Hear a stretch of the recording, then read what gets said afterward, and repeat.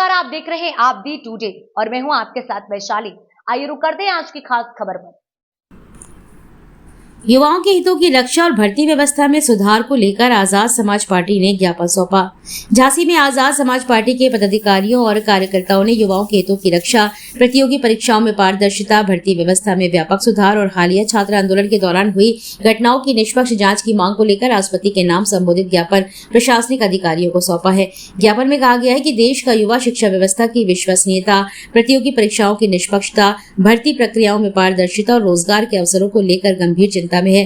Party का कहना है कि लोकतांत्रिक व्यवस्था में युवाओं की आवाज को सम्मान पूर्वक सुना जाना चाहिए और उनकी न्यायोचित मांगों पर संवेदनशीलता के साथ निर्णय लिया जाना चाहिए। ज्ञापन के माध्यम से प्रमुख मांगों में केंद्रीय शिक्षा मंत्री धर्मेंद्र प्रधान से नैतिक जिम्मेदारी लेते हुए इस्तीफा देने, आंदोलन से संबंधित परिस्थितियों में जान गंवाने वाले प्रत्येक छात्र के परिवार को 1 करोड़ की आर्थिक सहायता प्रदान करने, संसद में पेपर लीक और छात्रों पर हुई पुलिस कार्रवाई पर विस्तृत चर्चा कराने, आंदोलन में शामिल छात्रों के विरुद्ध किसी भी प्रकार की दंडात्मक कार्रवाई न करने और शिक्षा माफिया एवं पेपर लीक गिरोह के खिलाफ कठोर और समयबद्ध कार्रवाई सुनिश्चित करने की मांग की गई है। इसके अलावा पुलिस कार्रवाई की निष्पक्ष जांच की भी मांग उठाई गई है। ज्ञापन में छात्राओं के साथ कथित रूप से हुई अमर्यादित घटनाओं की निष्पक्ष जांच, सादी वर्दी में मौजूद व्यक्तियों की पहचान सार्वजनिक करने, उन्हें पुलिस के हेलमेट और लाठियां उपलब्ध कराए जाने के आधार की जांच और कथित रूप से अवधि समाप्त हो चुके आंसू गैस के गोलों के प्रयोग की निष्पक्ष जांच कराने की मांग की गई है। क्या नाम है भैया?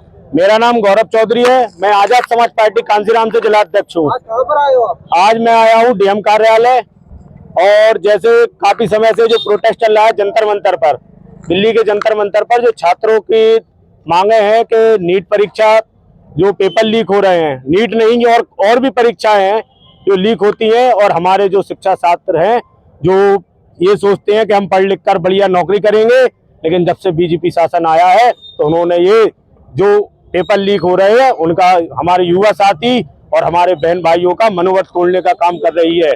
क्योंकि कोई भी पेपर देख लीजिए, यहाँ पेपर होता है और सेंटर जाते हैं उनके 500 किलोमीटर दूर। हमारे लोगों के पास इतना पैसा नहीं है। तो हमारा और हमारे राष्ट्रीय अध्यक्ष जी का ज्ञापन में यही निवेदन है, यही आदेश है कि जो भी छात्र हैं और खास तौर से हमारी जो बहन छात्र हैं तो उनका जिले ही में निवास वो हो, सेंटर हो, और जो हमारे युवा साथी हैं तो एक जिला छोड़कर किसी भी जिले में, क्योंकि उनका खर्चा भी ज्यादा ना हो और वो लोग एग्जाम भी अच्छे से देते रहें। चीज को लेकर प्रदर्शन किया जा रहा है। पहले मैं बहुत बहुत धन्यवाद मीडिया वालों का। Myself I am captain Harish Kumar Chaudhary from navy and मंडल प्रभारी फ्रॉम झांसी, आजाद समाज पार्टी। जो अत्याचार हुआ है, लाठी डंडे बरसाए गए हैं, वो नहीं होने चाहिए। आर्टिकल 19 बोलता है सबको अधिकार है, आंदोलन कर सकते हैं शांतिपूर्वक, लेकिन जो दिल्ली में हुआ है जंतर मंतर पर वो शोभा नहीं देता है। तो हमारा मांग ये है कि जो एजुकेशन मिनिस्टर है, he should resign from his post. जैसे आदमी नौकरी करता है, यदि गलती करता है तो उसको नौकरी से निकाल दिया जाता है, जिससे हर आदमी सतर्क हो जाता है।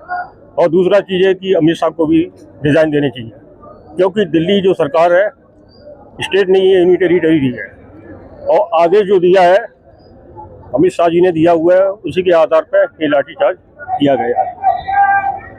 आप जैसे नेवी से रिटायर्ड है, आपकी सरकारी नौकरी में रहे, तो उस समय और अब में क्या अंतर देखने को मिल रहा है? देखिए, मैं तो समाज सेवा कर रहा हूँ और मैं ये नहीं चाहता हूँ जब तक हाथ पैर सलामत है, जब तक हाथ पैर चल रहे हैं, जब तक मैं बहुजन समाज की सेवा करना चाहता हूँ। मेरा उद्देश्य है। युवाओं के लिए कोई संदेश? युवाओं को संदेश है, ये हो क्या रहा है, यही तो सबसे बड़ी दिक्कत है कि उनका भविष्य बेकार हो रहा है। बच्चे इतनी मेहनत करते हैं, नीट की तैयारी करते हैं और पेपर लीक आउट हो जाते हैं। इससे दुर्भाग्य वाली क्या बात है, हो सकती है। देखा जा रहा है जंतर मंतर पर कुछ छात्रों द्वारा अभद्र भाषा का इस्तेमाल किया जा रहा है, उस पर आप क्या बोलते हैं? ये तो सब उनके गुंडे हैं, वैसे तो किया नहीं जा रहा है। वहाँ पर आप देख सकते हो नकली पुलिस भी घूम रही है, जिनके बैज नहीं है। ये पहली बार देखा जा रहा है। यहाँ पर ज्ञापन देने आए थे, किन्होंने ज्ञापन लिया है? ज्ञापन यही नहीं है, एक्चुअली पहले भी हम ज्ञापन देने यहाँ पर आए हैं। डीएम साहब देते थे उनको, but he has not come out.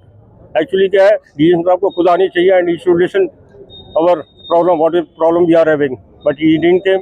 अभी दे दिया है, डीएम साहब को दे दिया जो भी है।